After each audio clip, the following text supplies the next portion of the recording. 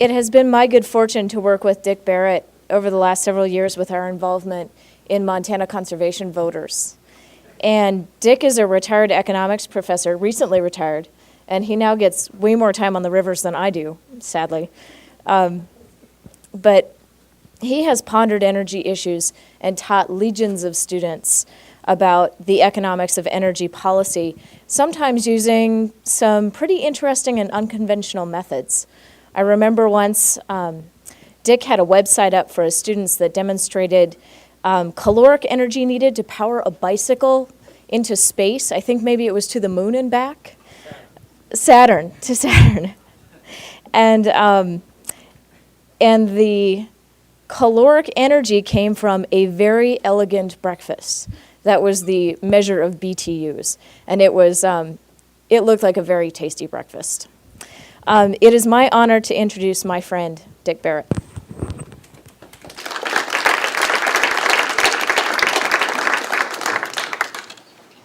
Thank you, Kelly. I guess my role here today is supposed to be moderator. Nobody's usually accuses me of moderation or the ability to promote it. And so far, I think the conference, everybody's been quite well behaved, and I don't think too much moderation is required. But I want to introduce first the panel to you, and then I will make a few remarks to sort of set the stage for the panel's discussion. Mr. John Volkman here is the General Counsel at the Energy Trust of Oregon, which invests in energy conservation and renewable energy projects in Oregon. He has practiced natural resources law in a private firm, the federal government, and the Northwest Power Planning Council. He was the Columbia Basin consultant to the Western Water Policy Review Advisory Commission and is a visiting scholar at the Western Governors Association. He's written extensively on the Columbia River, water policy, endangered species conservation, and adaptive management in natural resource policy. On his left is Richard Opper, the Environmental Quality Director for the state of Montana. Richard previously served as the Executive Director of the Missouri River Basin Association, a commission comprised of governor-appointed representatives of 8 states and the Indian tribes of the Missouri River Basin. The commission is based in Lewistown, Montana. Prior to that, he worked for the Executive Director as the Executive Director of the Missoula-based Northern Lights. And Tom Jensen, who you've already met today, is in private practice in Washington, D.C. now. That's right, isn't it? It's in Washington, D.C. He served in the White House in the White House Council on Environmental Quality as Associate Director for Natural Resources from 95 to 97, Executive Director of the Grand Canyon Trust from 92 to 95, Majority Counsel to the U.S. Senate Committee on Energy and Natural Resources, Subcommittee on Water and Power from 89 to 92, and Deputy Executive Secretary of the U.S.-Canada Pacific Salmon Commission from 87 to 89, and Policy Advisor to the Columbia River Intertribal Fish Commission from 1981 to 1987. So a very interesting panel, an extraordinarily well-qualified panel, and I'm sure that they will have a lot to say. I was asked to try and set the set the stage for the discussion that this panel is going to engage in, which is the issue that the panel has been asked to discuss concerns the role of incentive-based policies, that incentive-based policy should play in reducing emissions of carbon and ultimately in reducing the pace of global climate change. There's an awful lot that can be said about this issue, and so I will try to set the stage a bit and pose a few questions that panelists may or may not wish to address. When we talk about incentive-based policies, we are usually talking about cap and trade, although there are other examples such as the carbon tax. Now, I don't want to suggest by that it is only in cap and trade that incentives are used. We had a number of instances in which incentives, tax incentives, for example, in the current energy bill, are used, and that's not a cap and trade bill. So incentives obviously play a role in all kinds of energy policy making. So let me be a little bit more specific about what we mean when we talk about incentives in a cap and trade policy. What are those incentives? Where did they come from? And what are they supposed to incentivize? As an economist, I can't talk without numbers. So let's suppose that our total national emissions, this is a hypothetical example I'm going to present here. Let's suppose that our total national emissions of carbon equal 100 something, 100 units. And we decide that we want to reduce those emissions by half, which is a stunningly large figure, but actually is less than the reductions that are contemplated, for example, in Barbara Boxer's cap and trade bill. So we want to reduce them by half. So what do? We therefore create 50 allowances.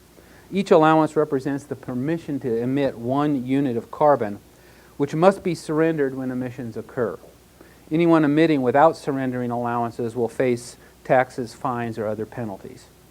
How these allowances are gotten into the hands of emitters is an important and controversial question. But let us assume for the moment they are granted to sources pro rata. So that, for example, if you were responsible for 2 units of the emissions out of the total of 100 that existed previously, you will get 1 allowance out of the 50 allowances that have been created. So that's the cap part. We've capped emissions at 50%. The trade part is that you can buy or sell allowances. And it is the price of these allowances that constitutes the incentive we are interested in. Okay? That's where the incentive comes from. It's the price of the allowances. And it's the incentives to do what?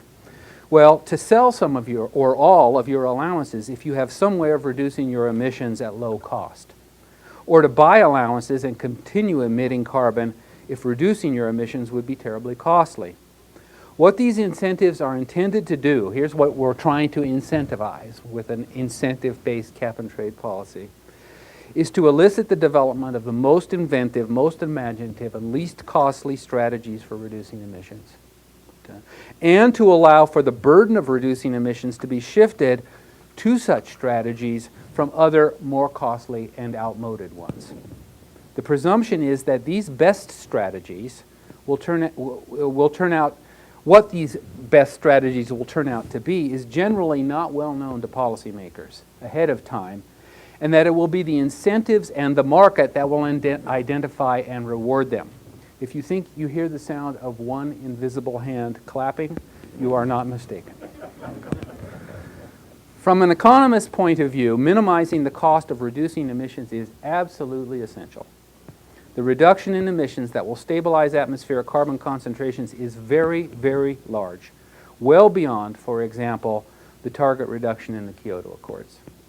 And achieving such reductions is going to be very costly. As you know, the President has taken the position that even the cost of meeting Kyoto target would be too much for the American economy to bear. So getting the cost down is obviously important. Let's consider a more concrete cap and trade example. Suppose we wanted to cap at 50% again the carbon emissions coming from the vehicles driven by the people in this room. Or perhaps in the state or the country or whatever collectivity you want to think about. We would have a hard time actually measuring tailpipe emissions, so we would move, quote, upstream and cap gasoline consumption for everybody by issuing ration tickets permitting them to buy just half the gasoline they had previously been purchasing. The ration tickets could be bought or sold, so you could maintain your gas use if you wanted to and could afford it. And we might suppose that the price of tickets turned out to be, let's say, $5 per gallon. Okay. So when you went to fill up, you'd pay $3 for gas, plus surrender a ration ticket that you either paid $5 for or could have sold for $5. Okay. Are you feeling the crunch yet? Okay. This is $8 a gallon gas now, folks, we're talking about. Okay. What's going to happen? Well, there's the incentive. The $8 a gallon gas is the incentive. What's going to happen? Obviously, some people are going to start figuring out how they can get along with less gas and clean up by selling their ration tickets. Okay. And there are going to be a lot of businesses who are going to try and help them do that. What will they do? Ride bikes? Carpool? Take the bus or light rail? Switch to ethanol or biodiesel? Vacation closer to home? take the bus, move in with the kids, or heaven forfend, have the kids move in with them.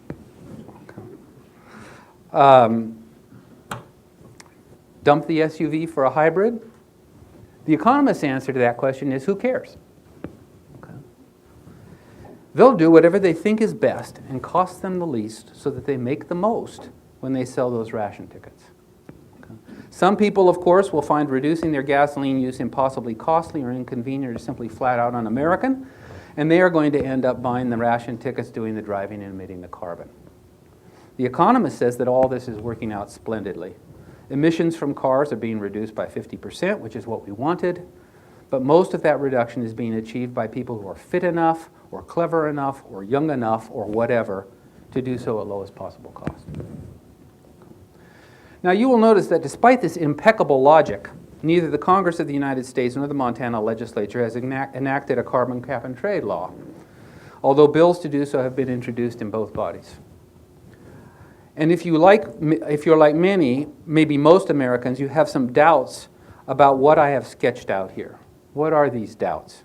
Here's my top 10 list. Okay, and I've garnered this top 10 list from talking to lots of people and reading lots of things, and maybe you'll share one of these doubts, or maybe you'll share all of them. The first one is, isn't a policy that drives the price of gasoline to, say, $8 a gallon terribly regressive and unfair? Tom early this morning alluded to the fact that there's going to be a massive wealth transfer from urban areas to rural areas as a result of the energy policies that we're facing. There's also the potential in the high energy prices to transfer income from low-income people to high-income people. And so that issue of regressivity in these policies is critical. Shouldn't allowances, or at least some portion of them, be auctioned off by government rather than by giving away to polluters? Are you just going to give a big bundle of ration tickets worth $5 each to somebody who drives a gas hog, with the biggest bundle going to the owner of the biggest gas hog?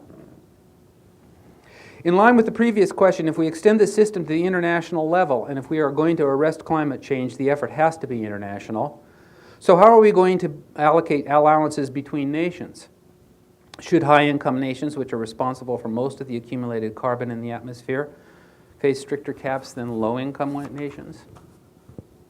Is it right that a person or company can pollute and pay somebody else to clean up the mess? Okay. You ride your bike, so I can drive my SUV? In an odd meeting of right and left in the pages of Time magazine, Charles Krauthammer equated the voluntary purchase of carbon offsets. It happened to be the voluntary purchase by Al Gore. So this might inform you why Charles Krauthammer's upset about it. But equated the voluntary purchase of carbon offset with the buying of indulgences. Okay. While Michael Kingsley, on the left, again in Time magazine, Time magazine is the only thing I read, actually, couldn't find any difference between a carbon offset and a child abuse offset. I assume that Kingsley, when he turns on his compact fluorescents, feels that he is engaging in the moral equivalent of a little bit of child abuse. Can you really make caps effective? Or will there always be a tendency to bust the bank when you start handing out allowances? After all, in the first year of the European Union carbon trading system, the member states responded to the demand for allowances from various regulated sources by creating more allowances than were needed to cover all the pre-existing emissions from those sources. Okay. The allowance price crashed to a pittance, and the incentive to control emissions disappeared. Even if you can make caps effective, do you have any idea how much it will cost to comply with them? Doesn't any cap and trade system have to have a cost safety valve of some sort, whereby allowance price cannot go above a certain level? Or if it starts to, sources can start paying a default tax instead? If so, what should that tax be? Should Montana or a group of states or even a country take on cap and trade alone? If we do and others don't, the climate will continue to change. If others do and we don't, the climate change will be arrested anyway.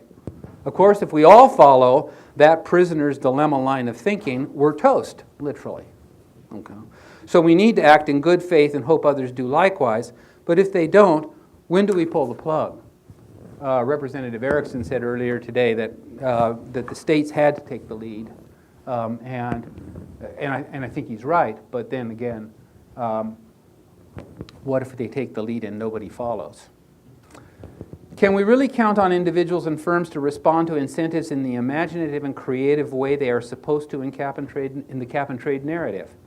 If we consider the litany of possible responses to gasoline rationing that I mentioned above, shouldn't we worry about such constraints as drivers being set in their ways? We love our cars.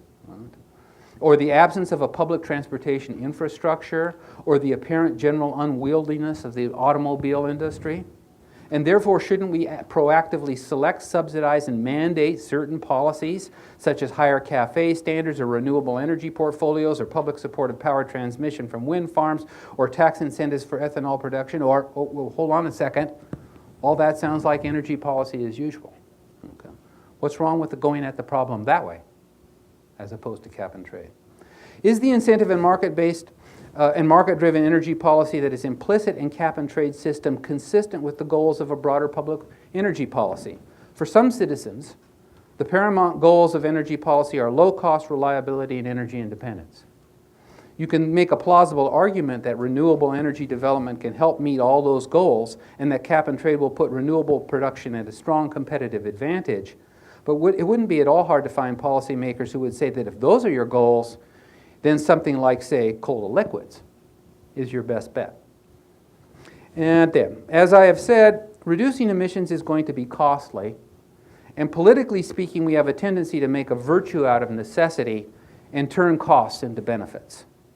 We do this by referring not to what we will have to pay for ethanol, but instead the enhanced income of corn producers. Not by mentioning the bump in rates that we will experience when power plants capture and sequester carbon, but by the extra jobs that will be created in a distressed eastern Montana county. Not by considering what an energy retrofit of our homes will cost, but rather how the robustness of the retrofitting business. Okay.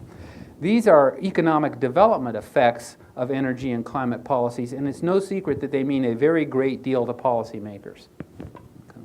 If we approach climate change through specific energy policy initiatives, these effects are clear and work to garner support for those initiatives. And we had a lot of discussion about the provisions in the current energy bill that, in one way or another, create economic activity for the representative of one place or another. But if we approach climate change through cap and trade, these effects are nowhere near as visible or predictable, and the support is correspondingly weaker. What sticks out like a sore thumb in cap and trade is cost. Remember that $8 gas?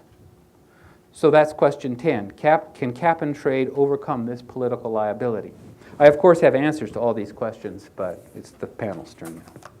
So, John?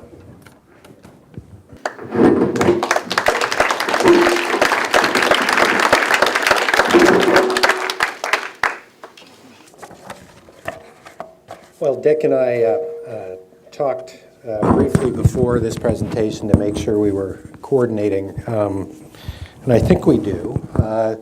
I am going to underscore some of the points he made, and as far as answering the questions that he raised at the end of his talk, that's my understanding is that's why we have Tom Jensen on the panel.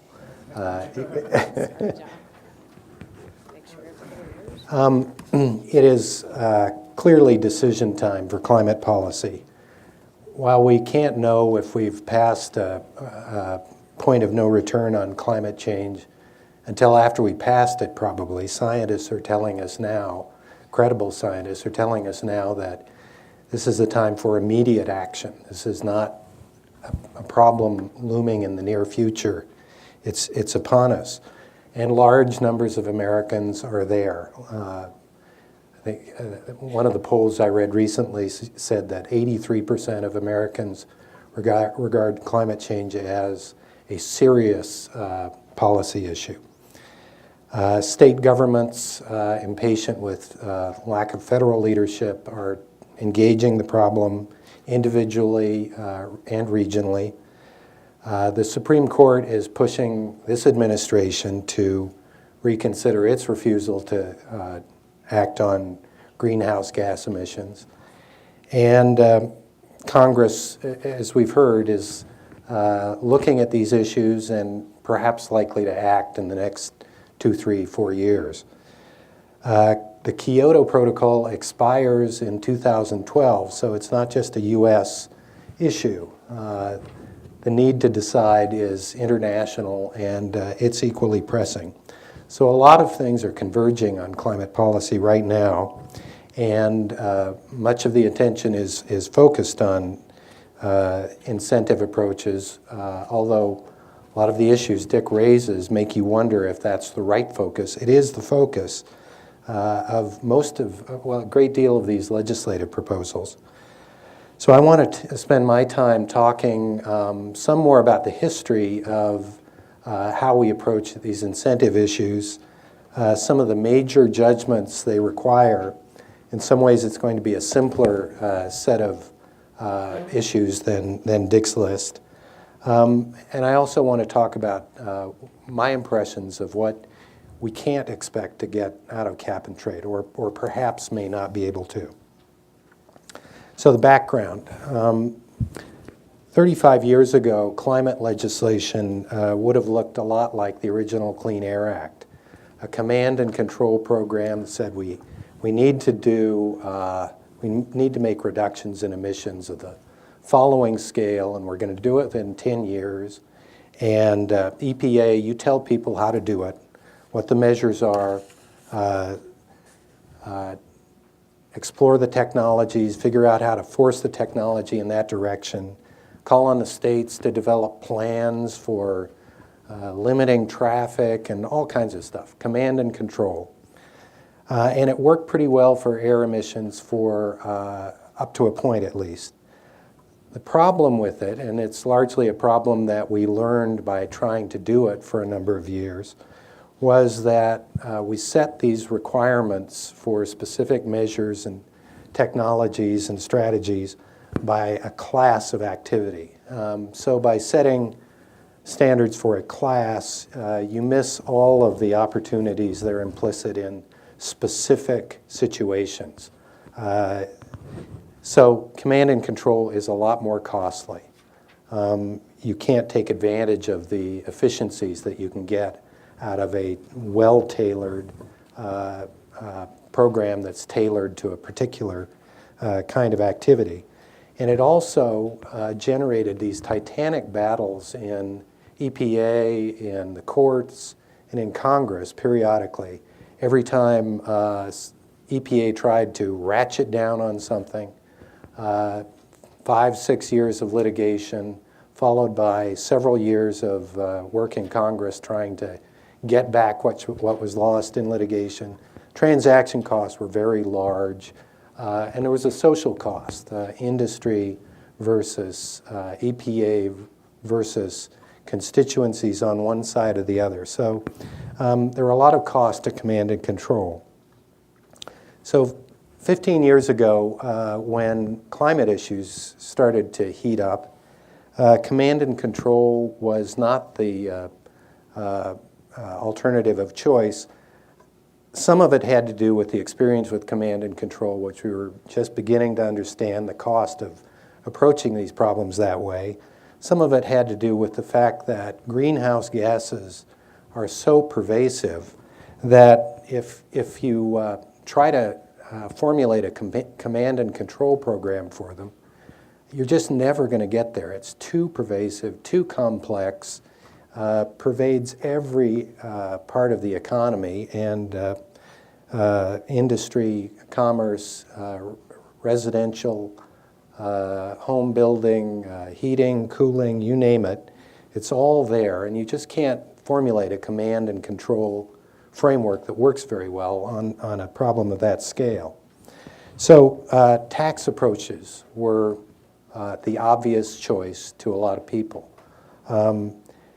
Taxes make emitting greenhouse gases more expensive.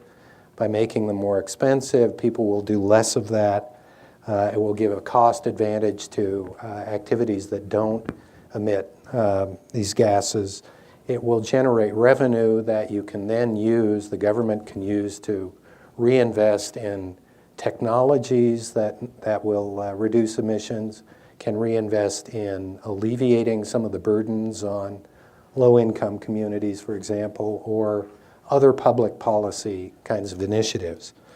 And unlike command and control, you wouldn't have to invent this whole system of command and control and a bureaucracy to administer it at this level of complexity and pervasiveness. You have a tax structure in place. You have the IRS, you have state tax collectors. The machinery is there. You don't have to reinvent it. So economists looking at this problem said a tax approach is the thing to do. Clearly, it's the most efficient way to get at this problem. And in fact, in Europe, Scandinavian countries, several countries enacted taxes, carbon taxes of one kind or another, or BTU taxes, not on a large scale, but on a fairly significant scale. And early in the Clinton administration,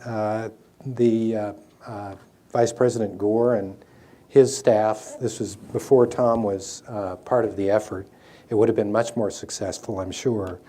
Clinton administration formulated a BTU tax proposal that really I'm given to understand was quite thoughtful, quite carefully crafted, took into account a lot of the complexities of this problem, and it was introduced in Congress and initially generated more support than anyone had expected. But over time, and this is a story that maybe Tom can tell you more of the story. I was not on the front lines when this happened, but over the course of the legislative session, it just got massacred to the point where the tax was reduced to a level where it would accomplish essentially nothing. And the administration and all of its former proponents walked away from it.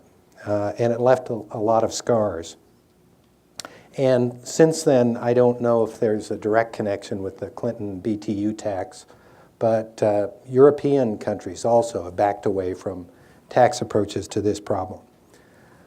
BTU tax failed in about 1993, 1994, which is about when people were starting to think about how to approach the Kyoto negotiations on climate change. My simplistic story, which Tom will flesh out for you, or may flesh out for you, is that the Clinton administration, bearing the scars of the BTU tax experience, said we're not going to do that again. This is a lesson we often draw from public policy initiatives. Whatever we do next time, it's not going to be that. And about the same time, EPA was beginning to implement a cap-and-trade approach under the Clean Air Act that had been authorized in 1990 but was just getting up and running in the mid-90s.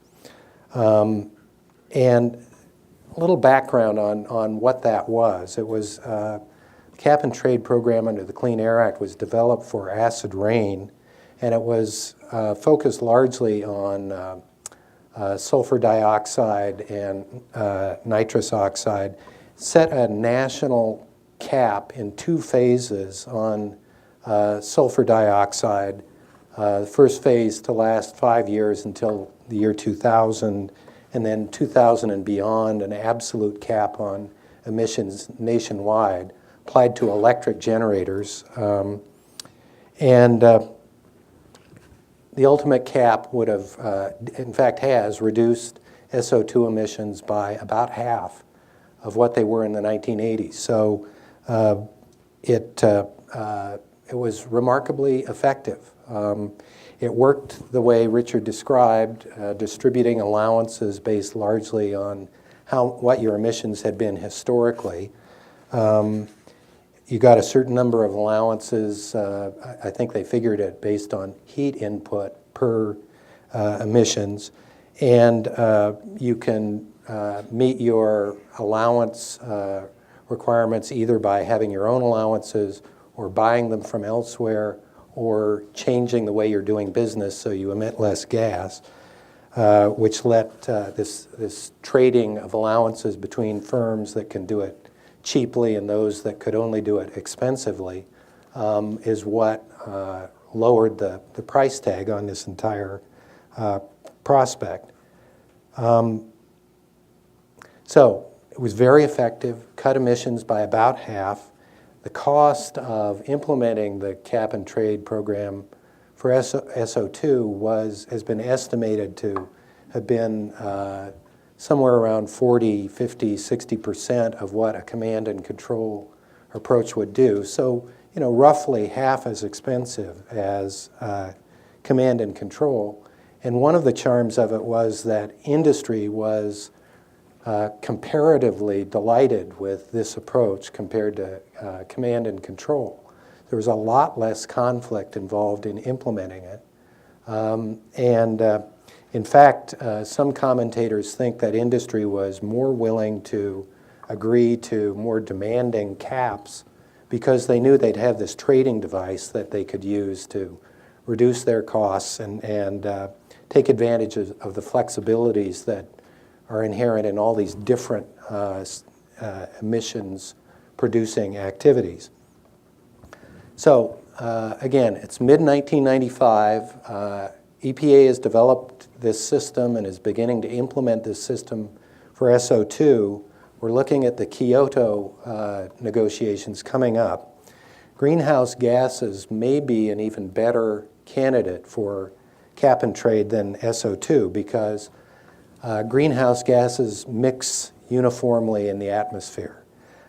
So if you get an emissions reduction in one part of the planet, it's almost as good as emissions reductions in any other part of the planet. You don't have to get them in a particular locale. So this means that if you're having a trading system, the market potentially is very broad, potentially global. If you have a global system for greenhouse gas emissions, the differences between cost are also likely to be very large. Difference between reducing greenhouse gas emissions in Vietnam or Laos may be very much smaller than reducing them in Western Europe. So it can potentially lower the cost of greenhouse gas abatement even more. Greenhouse gases are long-lived. They last a long time, hundreds of years, some of them. And so allowances can be traded over time periods. There are banking mechanisms where you can reduce your emissions now and take credit for them in future years, helps mitigate swings in markets. That kind of thing is very practical with greenhouse gases, where it's not as practical with gases that don't have such long lives. So you look at all this stuff, cap and trade looks like a good bet. The U.S. negotiating position going into Kyoto is cap and trade is it. And they pushed that on other nations, some of whom were quite skeptical, really ranging from skeptical to hostile, I'd say. Developing countries did not like it at all. But the U.S. carried that argument in Kyoto, and the Kyoto Protocol obligates parties to reduce their emissions compared to a 1990 baseline. So since then, of course, the U.S. has spurned the Kyoto Protocol, but the European Union, Japan, and other countries have developed cap and trade systems and actively traded allowances. And that system has generated a certain amount of experience, certainly had ups and downs in the experience. And that's going to inform what happens in 2012. So that's basically the context in which Congress and the states are going to debate climate policy over the next few years. Virtually everyone still thinks that incentive systems are the way to go for greenhouse gas control, or at least a key strategy. And although almost all of the emissions control proposals are cap and trade, there still is a debate over whether cap and trade is a better approach or a tax approach is a better approach. And I'm not going to spend a lot of time on this, but I think it's worth understanding why some people take that position and what the trade-offs are. I've mentioned some of them. The tax collection system and assessment system is already in place. You don't need to create a new carbon currency to make a carbon tax work. You just need to broaden it to carbon and all other greenhouse gases, which is a feat. But the basic mechanism is there. There's a principle involved here. Taxes discourage emissions. Taxes discourage the activity we want to discourage. It doesn't entitle emissions up to a certain level, which is what cap and trade does. And in fact, this is reminiscent of something Dick mentioned. There is a group in England, it's worth going to their website. It's called www.cheatneutral.com. It's a website that was built expressly to satirize cap and trade. You can go in there, and if you are faithful to your spouse, you can put your credits into this system and sell them to people who are cheating. And overall, the amount of faithfulness on the globe equals out. It's quite a creative website. It's well done. But there is a principle here where cap and trade is saying, okay, you almost have a legal right to emit greenhouse gases into the atmosphere up to your allowance levels. That rubs some people, maybe it's the Calvinists among us, the wrong way. A tax system is steady. The tax applies year in, year out. It applies based on whatever the basis is, BTU or heat input or whatever it is, but it's steady and it's predictable. Cap and trade is a market system, and markets swing potentially wildly. And there's also a thought that tax systems are a lot more transparent to analyze. If you have a tax system in the US, it is easier to compare that system with one in Korea or Russia or Norway. I don't know how to evaluate that argument, but it is made. There are two reasons, in my judgment, why cap and trade is still the leading option. One is it caps emissions. It says emissions up to X million tons per year, and you get this many, you get this many, you get this many. A tax approach says you're going to get taxed on your emissions at a certain level. My economic model is projecting that at that level, emissions will go down to this point, and everything will work. So it requires a certain level of confidence in economics and economic models to believe that a tax system is really going to achieve a certain amount of emissions reduction. And it's not a level of confidence I personally have. And you can ask Dick later on how confident he is. My feeling is gas prices have gone up a lot in the past few years, and people are still driving SUVs. If there were a $15 or say a $5 gas tax on a gallon of gas, I can see where that would have an impact. But here's where the second factor comes in that gives cap and trade an advantage. What is the likelihood of Congress enacting a tax like that? And why would it fare any better than the BTU tax fared, which was a smaller tax? Congressman Dingell right now is willing to bet that if we approach this as a tax matter, this greenhouse gas regulation initiative will never fly. So the politics tend to favor cap and trade. At least that's the common wisdom. So I'm going to go fairly quickly through three major sets of policy judgments you have to make in designing a cap and trade system. Dick touched on some of them. This is really an area where there is a lot of complexity. There are many, many, many more design issues in cap and trade design. There's some good material out there. California is going through this process and has an excellent panel that's developed reports on cap and trade design issues. I have a paper in your booklet under tab E that cites that work and others. And it's worth looking at that if you get really interested in cap and trade design. But basically, it's the three issues I lump things under are: how do you set a cap? What is the scope of the trading system? What do you bring in and what do you leave out? And then how do you allocate allowances?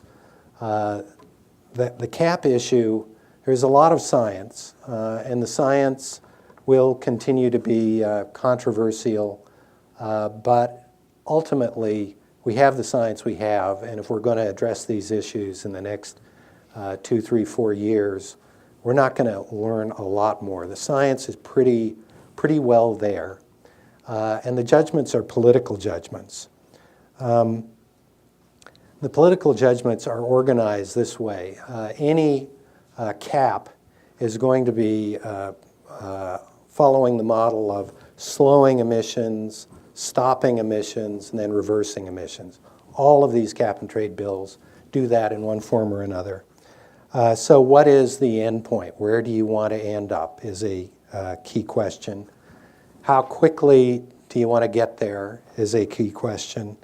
And there is no political consensus on either of those questions. In Oregon, this legislative session, the Oregon legislature adopted caps, goals, emissions goals for the state of Oregon by 2010 to begin reducing emissions in absolute terms, not just emissions intensity, but in absolute terms.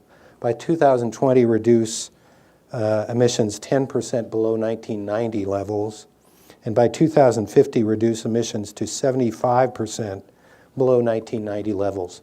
Pretty healthy. That's probably one end of the spectrum. I'm not sure exactly how it compares to the Boxer bill, but it's in that neck of the woods.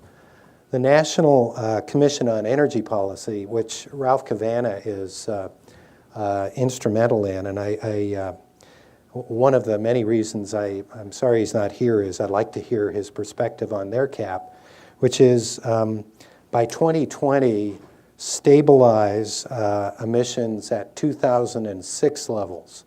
So already that's a much higher cap. By 2030, reduce them by 15% below 2006. And beyond 2030, their report is silent. So I've been looking at these two approaches and thinking about what the trade-offs are and why you might do one or the other. I mean, obviously, the tighter cap, the Oregon Boxer approach, gives you lower emissions if it works. And if the problem we're trying to solve is emissions, that's good. It makes allowances much more scarce. So if you're trying to build a market for emissions, scarcity in the market, scarcity of emissions is key. That's what Europe got wrong. When their market crashed, everybody was expecting a reasonably tight emissions cap, and instead what they got was more allowances than there are actually emissions, and the market collapsed. Tighter cap obviously demonstrates that the U.S. is in this game to really play and not just talk. And the last advantage of a really tight cap is a lot of the ball game in making this transition to a low emissions economy is going to be technology. It's going to take a big investment in a lot of new technology, transformative technology. And if you have a very modest cap, you have to question what that is going to do for you in encouraging people to make big investments in technology change.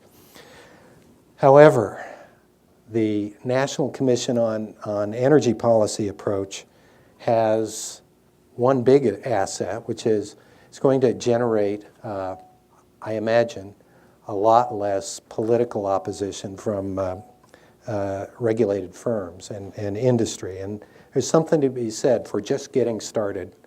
And if what you have to get started with is a looser cap, well, you know, that's a trade-off. A looser cap also, and you notice it's not just looser, it's shorter term. It only goes to 2030. Beyond 2030, who knows? So that allows the U.S. and other nations to figure out, well, am I going to be the leader here with no one following? Am I going to be a follower, and who am I going to follow? What's the trend of things? So it leaves some of those kinds of options more open. I think those are some of the broad trade-offs in what kind of cap you develop. The scope of a trading system is a key issue. The more sectors, the more gases, the more industries you bring into a trading system, the bigger the market, the more you reduce emissions, the more cost-effective they're going to be, the fewer problems you have of, well, you've regulated this part of the economy, but not this part, and so all the activity moves over to this part. It's called leakage. So the bigger the system, the better from all those perspectives. But it can quickly get complex, and at a certain point, you get so much complexity in these trading systems. We saw this in energy deregulation, where the trading systems were so complex that nobody really understood what they were doing. And so if you try to cover too much, and you're covering things you can't meaningfully watch, monitor, understand, you've built a system that lends itself to all kinds of gaming. There are ways to get around that. You can focus on the upstream end of the distribution stream, where the fuel enters the country or where the fuel comes out of the ground before it gets out to all the people who are mowing their lawns with gas in their lawnmowers. So you can approach it more simply, but it's a feat. The politics, obviously, of a broader system can be kind of fierce. Every new industry you add to it is a new political battle. You can get at about 70% of the carbon emissions by getting at electric generation and transportation sectors. But when you get into industry, it starts getting very industry-specific and more complex. So the politics and the complexity of doing that get difficult. The third issue, and I'll just touch on this lightly because Richard talked about it, is how do you distribute emissions? Basically, two different ways. One is essentially grandfathering, which he described, based on what your emissions have been. This was the acid rain approach. The other approach is you can auction them off to everybody. Everybody has to buy their emissions allowances. Economists will tell you, the economists I read will tell you, makes absolutely no difference which system you choose in terms of your ability to reduce emissions. Either approach gets you the same emissions reduction at roughly the same cost. What you're talking about is distributional equities. Is it fair to prefer this industry to that part of society? Are you imposing unfair burdens on people? And obviously, those are the kinds of questions that in a democracy you can't treat lightly. If it's not fair, a system like this will not work. National Commission on Energy Policy says, auction about 50%, distribute the other 50% based on historic emissions. We think that works out about right. They did a lot of modeling to verify that. I'm satisfied with that. So these are very big political judgments. It's going to take an unusual alignment of constellations for anything like this to make its way through Congress. But if by some miracle it does, I think there are two reasons to be concerned about cap and trade. One is the technology change effect it may have. In the energy industry, we have to switch from about 85% reliance on fossil fuels to a predominant reliance on non-emitting or low-emitting generation. So that is huge. That is a huge transformation. We're not going to get there without big changes in technology. And it's just not clear what kind of contribution cap and trade will make to that. In acid rain, the experience so far has been people move from high sulfur coal to low sulfur coal or gas or some other cheaper fuel. It did not change the technology in any fundamental way yet. And maybe if you have a very serious cap that you've adopted, maybe it has that effect, maybe not. But there's a concern about whether cap and trade will really do the kind of technology development that needs to be done. The second concern is cap and trade is a very hard sell globally, not in Eastern Europe, not in Japan, but in developing nations who view caps as freezing their economies at levels of persistent poverty. So this is why China and India and other developing nations are not signed up for caps under Kyoto and not likely to in the immediate future. Kyoto does have mechanisms to try to deal with this. They have something called a clean development mechanism that lets an emissions reduction project in China be certified through a certain process that's extremely complex, or it looks complex to me, and sell that emissions reduction to someone in the European Union or Japan or elsewhere. The hope is that developing countries will see that they can profit by reducing emissions. They can profit by doing what we need done, what the world needs done, and that over time they will join trading systems.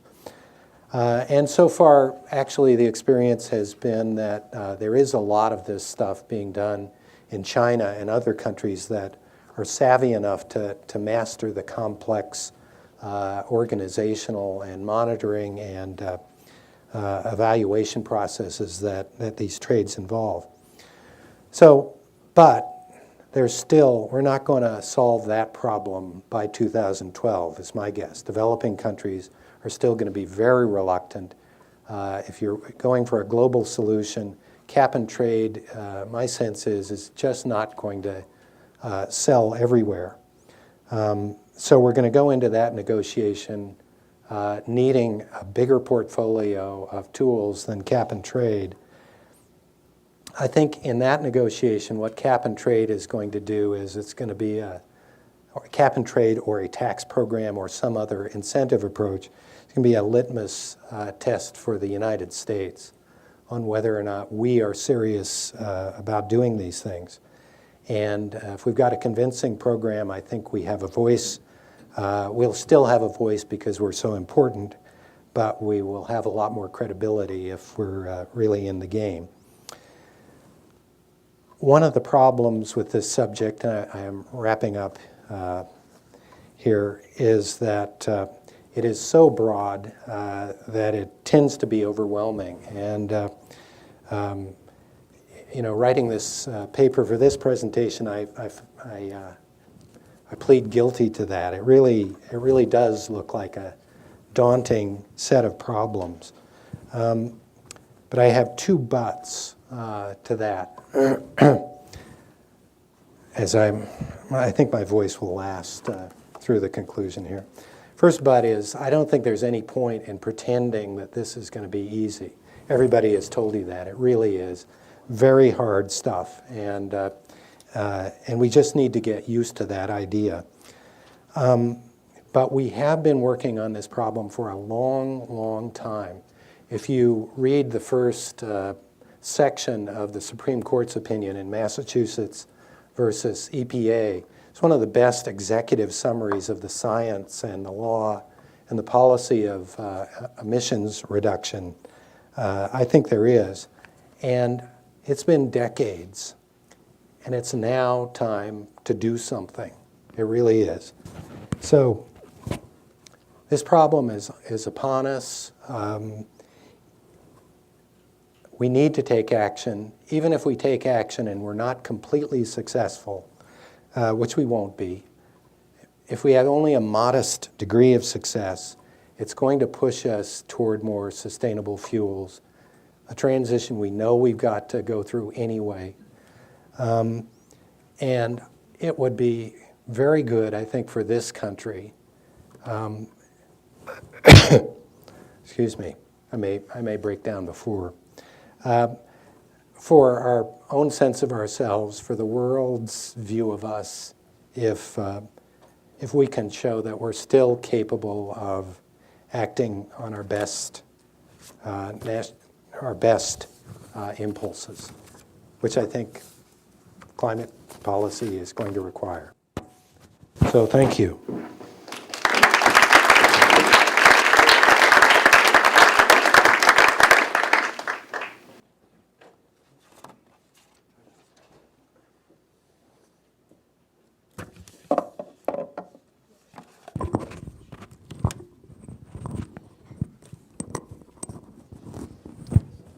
Thanks, John. Say, how much all those cheating credits go for? I might be good for a couple. You notice I didn't tell you if I was buying or selling? Yeah, okay. And I'm not going to say that. Well, that was an inappropriate beginning, wasn't it? At least we're not recording this, are we? Oh, yeah. Oh, yeah. While he's getting that ready, let me just say I was just in Denver yesterday at a conference, a continuing legal education presentation to talk about climate change and what Montana is doing about it. So in the last couple of days, I will have flown about 1,600 miles and driven 100 miles to talk about how we can reduce our carbon footprint here in Montana. So good start. No hypocrisy there, huh? But it's an important subject, and are people finally talking about this, right, Steve? Are you glad that you're finally not the lone voice in the wilderness? That's got to feel kind of good, doesn't it? So I was going to use this as a forum for announcing what Montana's climate change action plan is going to be. We've got several people here in the audience who've helped us work on it. We've got Steve Running, we've got Mark Lambrecht, Bob Rainey. I don't see anybody else who served on our committees. Oh, Tim Grigori, sorry, Tim, who helped us develop a climate change action plan. So I was really looking forward to announcing what that's going to be. But the only problem is I haven't given it to the governor yet, so I can't tell you what we're doing. So maybe I'll talk about coal bed methane or something else in the meantime, if that's okay. That was an interesting talk we had at lunch about coal bed methane. There's a lot I could say to you about it. But I'm going to talk about market-based incentives for reducing carbon here, and I'll try to rush through this quickly because I know we're running behind. I got to tell you, as a citizen, as just a resident of the state, I had a visceral reaction against the notion of pollution trading, and I really reacted badly to this notion in general because, if you're a company, I can certainly see the advantages. You pay a little cash, you get to pollute. From their perspective, I think it sounds great. From a citizen's perspective who has to breathe the air or drink the water, to me that sounds like a form of bribery, legalized bribery. So I had a bad reaction to the idea of pollution trading. But I'm on a pretty steep learning curve with this job I have as director of Montana DEQ, and I've actually had to learn more about this idea of pollution trading. And I have turned around somewhat on the idea, and I'll explain why. And we have had some experience with it, particularly with the development of a mercury rule. Ann Hedges' favorite subject here. And Ann, you can blast me at your next hearing. This is my turn to blast now, so no. We have had some experience in cap and trade programs, and I'll talk about that in a minute, particularly as it relates to our mercury rule, and then I'll talk real quickly about how that relates to climate change. I had some questions about to begin with, so a lot of people said I needed to talk to a fellow named Tom Teitenberg. Dick, you probably know Tom. Tom Teitenberg is an economics professor at Colby College in Maine, and he's done a lot of work with developing pollution trading rules. So I gave this guy a call and had an interesting chat with him about pollution trading, and he gave me the example of the old days when the refineries had to eliminate lead from their process when they were starting to make the transition to no lead gasoline, which I might add the airline companies haven't done. They still have lead in their gasoline. We need to do something about that. But what happened is they set deadlines for the refineries. You must get rid of your lead by such and such a date. And they set at least 4 or 5 of them, and they were always ignored. Because depending upon the cycle you're in your refinery process, you're either somewhat cash rich or you're cash poor. And so not everybody had cash at the same time. The ones that had cash, they weren't going to spend that cash upgrading the refineries before they had to. So they'd wait till the last minute, and then it turns out they'd be cash poor, and then they would ask for a delay. They'd rather use their cash for something that earned money for them. So the ones that were cash rich waited too long. The ones that were cash poor didn't have the money to do it, so they kept extending deadlines that were never met. So finally they imposed a cap and trade program on the lead program, and suddenly there was a financial incentive for refineries to upgrade. Because if they upgraded their refineries early, they actually had credits to sell. They made money from spending that money, and it was worthwhile. And of course, the refineries that didn't upgrade cost them a lot of money, and they didn't get much out of it other than some credits and the ability to pollute. So there was a real incentive for them to upgrade. So there were some real advantages, and what they found out in the lead conversion program is that was the one deadline that they met months and months before schedule. And it was because of the cap and trade program and the incentive that provided. So he said under the right circumstances, it's a good thing. And just as an aside here, this is of interest to no one in the audience but me. My son is now at Colby College, and last year he had a class under Tom Teitenberg, just out of coincidence. So, and he's studying to be an economist. His mother's mortified. So, sorry, Dick. So, I'm going to talk for just a minute about Montana's the mercury emission rule that we developed, because we did have to get into a cap and trade program. So, and there's some elements that we learned from this that I think are important. And let's see. This is about the 3rd or 4th PowerPoint presentation I've ever done. You can see my incredible skills here. Usually I just use hand gestures, but this is complicated enough. I needed something a little more high-tech than that.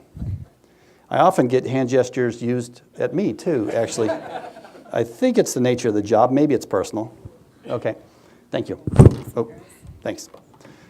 Okay, so here's what the federal government imposed on Montana for reducing our mercury emissions. And you can see right now in 2006, 2007, Montana emits about 1,000 pounds of mercury a year from its power plant emissions, which is a lot of mercury. By 2010, we get a different allocation. That allocation goes down to 756 pounds. By the year 2018, that goes down to 298 pounds. So that's a 70% reduction. That's pretty serious. You know, that is a significant reduction in our allocation. I was a little suspicious, so I looked up the allocation of a couple of other states, Texas and Wyoming. It's just coincidental that they happen to have the president and the vice president of the United States from those states. But I wanted to see if there's a political element to these allocations. And they actually, both those states actually had about a 65% reduction by 2018. So it was comparable to Montana's. So anyway, we had a pretty serious reduction imposed on us. So we had a couple of principles when we developed this, this rule, one of which relates to that visceral thing I told you about before. We didn't believe that any facility should be able to buy its way out of cleaning up its emissions. That was first and foremost. We felt very strongly about that. We also wanted to figure out a way to reward, because cap and trade is a carrot and stick approach as opposed to a tax, which is just a stick. We wanted to be able to reward the cleanest facilities, not the oldest ones, the ones that were here first. So those were the two principles we operated under. So this is the complicated part. I'll just go through this quickly. There are a couple of things that a couple of points here about our rule. We set our rule in terms of emission rates, pounds per trillion BTU, rather than a percent reduction. And there's some reasons for that I won't get into right now. Our rules included an emission standard and an alternate emission limit that could be applied for. Okay, if a company could not meet its standard despite its best efforts, they could apply for an alternate emission limit and be able, for a certain period of time at a certain cost, to be able to emit more. But there was a cap on that alternate emission limit. They couldn't go too high. There's a time frame between now and 2010, and then there's another time frame between 2010, 2018, and then there's a post-2018 period we had to deal with. Two other variables, whether it was a new plant that was being proposed or an existing facility that had to retrofit, and there's another factor that had to do with the kind of coal they were using, whether it's subbituminous or lignite. So here's what our rule is. In red, and this is the period from 2010 to 2018, the red bars you see there are the standard that we set for mercury emissions. SB stands for subbituminous. The two on the left are, you see that the limit for those is 0.9. The gray bars you see, you can't tell, but there are little dots in it. That's to sort of represent the particulate emissions. That was my attempt at creativity here. I'm not very good at PowerPoints, sorry. The gray limits are the maximum alternate emission limit that a company could apply for and could get under certain circumstances. And you can see that we have higher limits for lignite. There are some reasons for that may or may not be justified.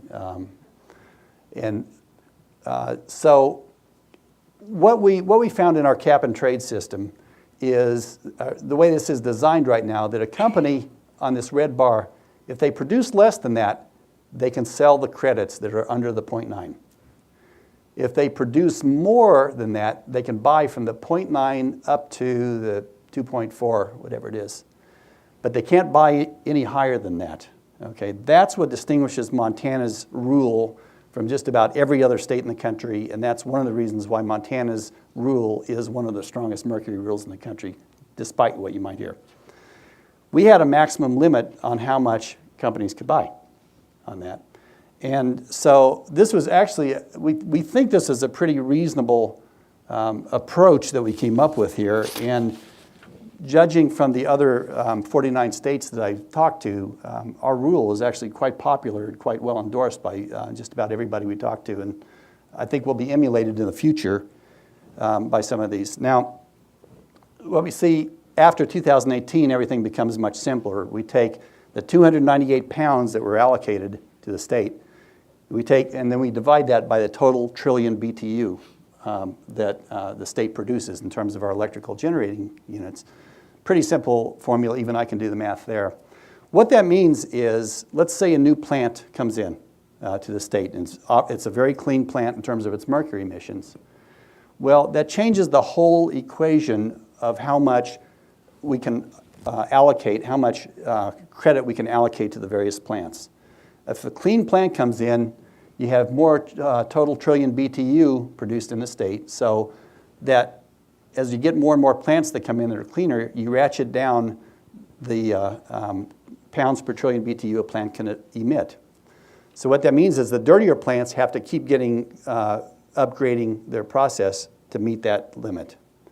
That's kind of complicated, I'm sorry, but that's just a real quick summary of how we allocated things. So what this came out to, the bottom line is Our first objective, no facility can buy its way out of cleaning up its emissions. The reason they can't, the way we address that one is we set that maximum alternate emission limit that can't be exceeded. And number two, we wanted to reward the cleanest facilities. We do that because every time a new plant were to come online that's cleaner than the other ones, the dirtier plants have to clean up in order to get under that state cap. So, so that's it for our mercury rule. So why does this approach seem to work for cleaning up mercury emissions? And is this approach applicable to carbon reductions? Well, the only reason why a cap and trade, and the only way a cap and trade approach can work is if you have strong state and federal regulatory backbone that support it. Because if it's totally voluntary, as the Bush administration wants to make things, then it will probably be ignored. If there's a strong regulatory backbone that has to be met, then it has some teeth, and then it can work. Because then it's costly to not comply, and it's beneficial to comply. So in this case, Montana and the mercury emission rule, Montana really was ratcheted down in our allowable mercury emissions. So I think we figured out a way to make that work.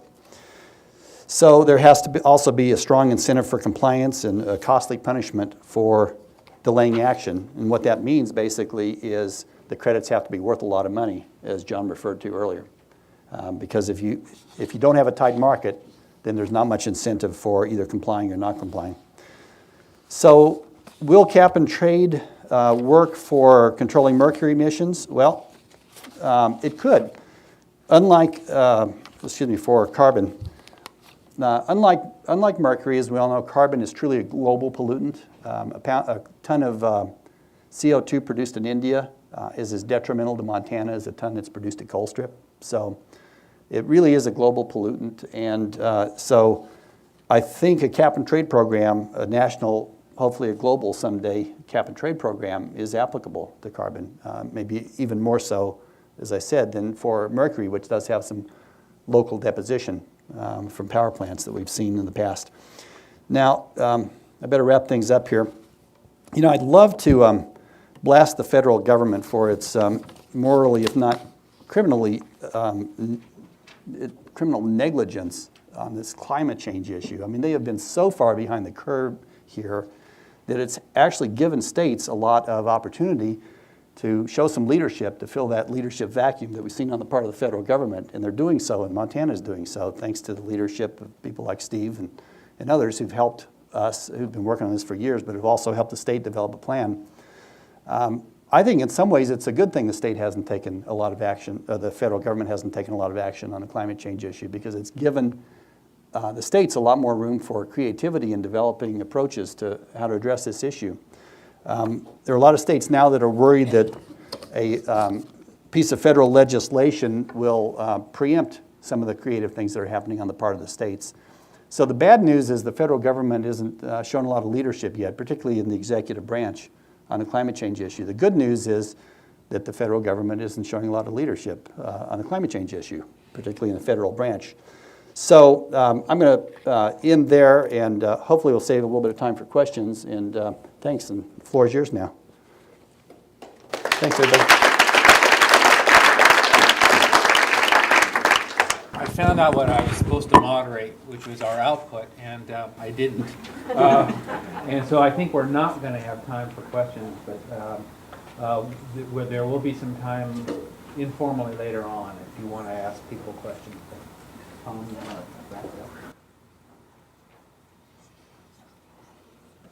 This is such a simple. Not only is it not my computer, but it's up and running. It's a nightmare of PowerPoint here. Let's see.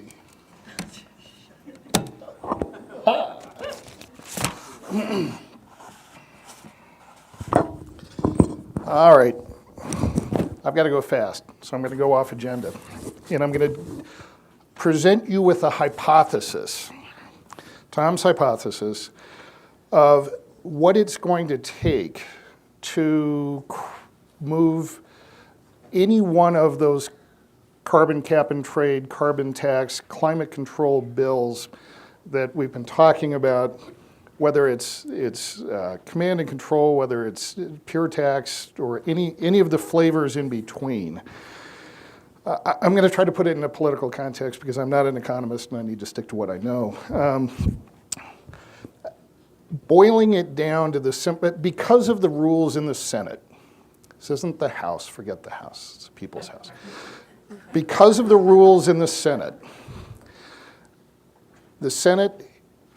has to change significantly for there to be a broadly enough accepted legislative approach that will actually work, that will actually sort out questions of social equity, that list of 10 important issues, whatever flavor. Any one of them can work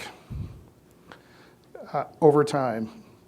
Maybe not the first time, maybe not the second, but in ultimate iteration. But the Senate, because sometimes all it takes is one vote, one senator to stop everything, we need to reframe the political consensus. I think it works like this.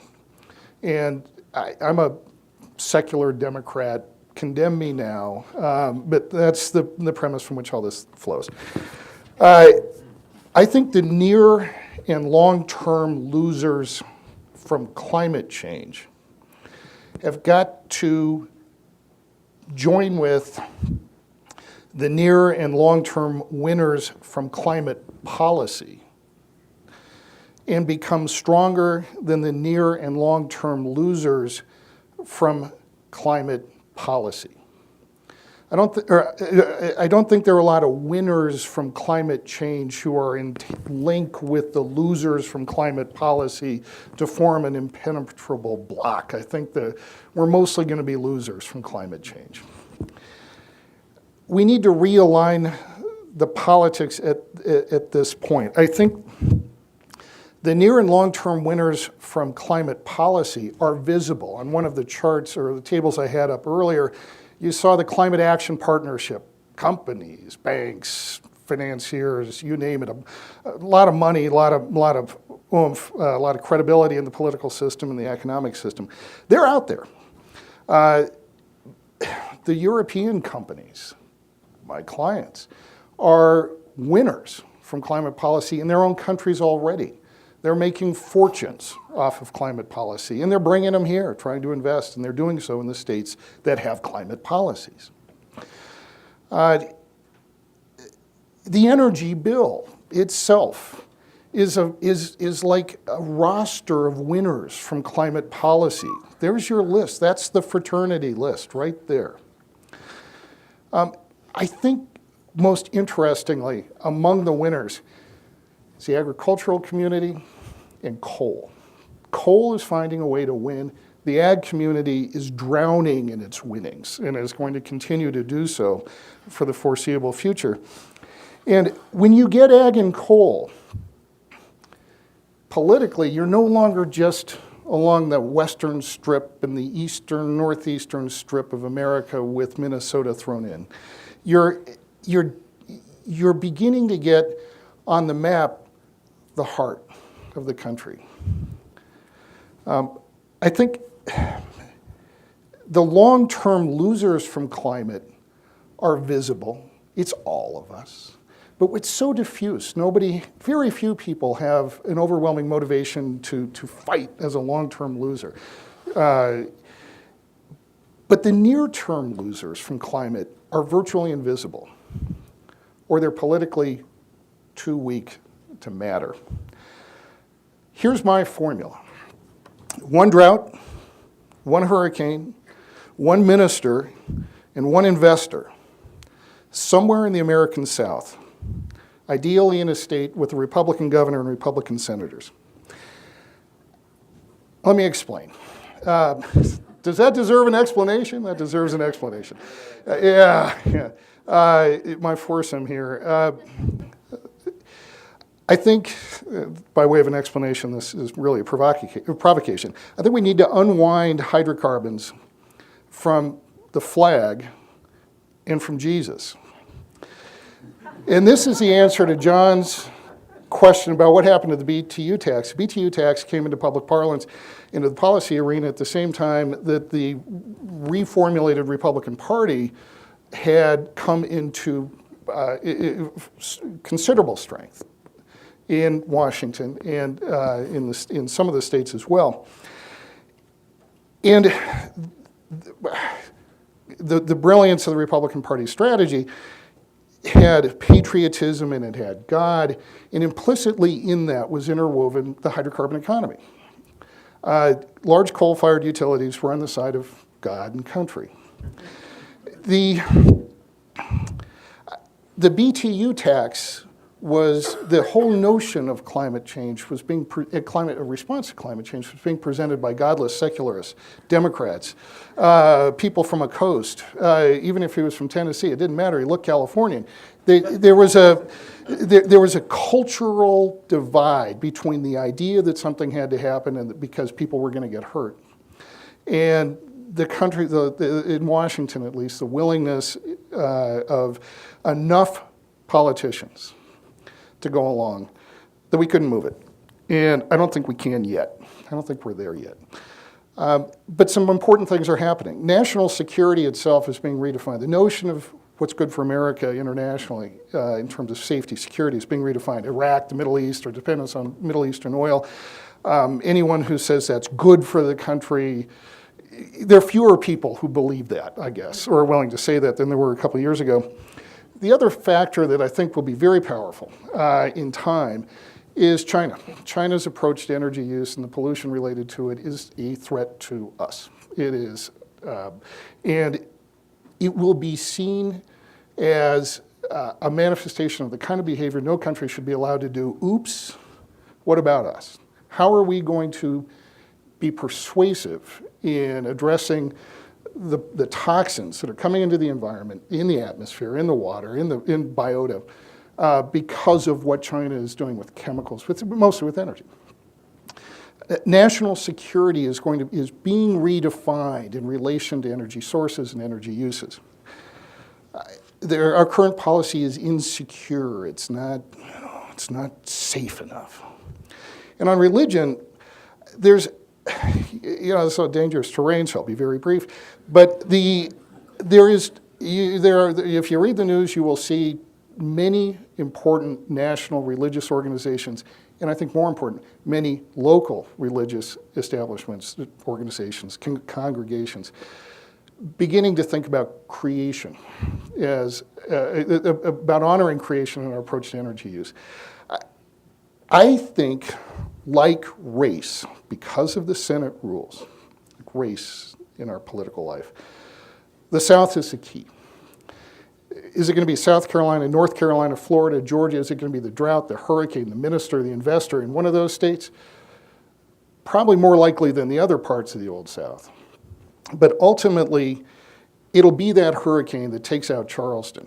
It'll be the religious leader who breaks in the mega church in whatever state that shifts the politics and shifts the voting in the Senate enough that climate change goes from being, or BTU tax, cap and trade, doing something about climate moves from being the crazy idea of coastal secularists to being the very embodiment of what John talked about, the best of us, the best of America. Innovation, technology, competitiveness, and ultimately wealth and power. And I think that's my vision of the Senate. And this could be fanciful, it's meant to be provocative, but I think there's an underlying truth there that the way the founders created this country, big policy, especially policy that affects virtually everything we do, doesn't happen until the Senate says it does, as a national rule. The states are out there being the laboratories of democracy, God bless them. But the federal government isn't ready till the Senate's ready.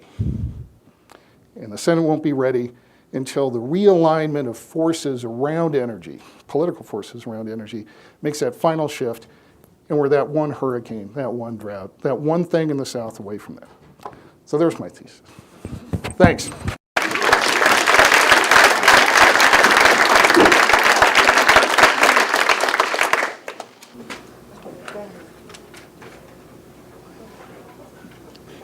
I'd like to ask you to thank the entire panel.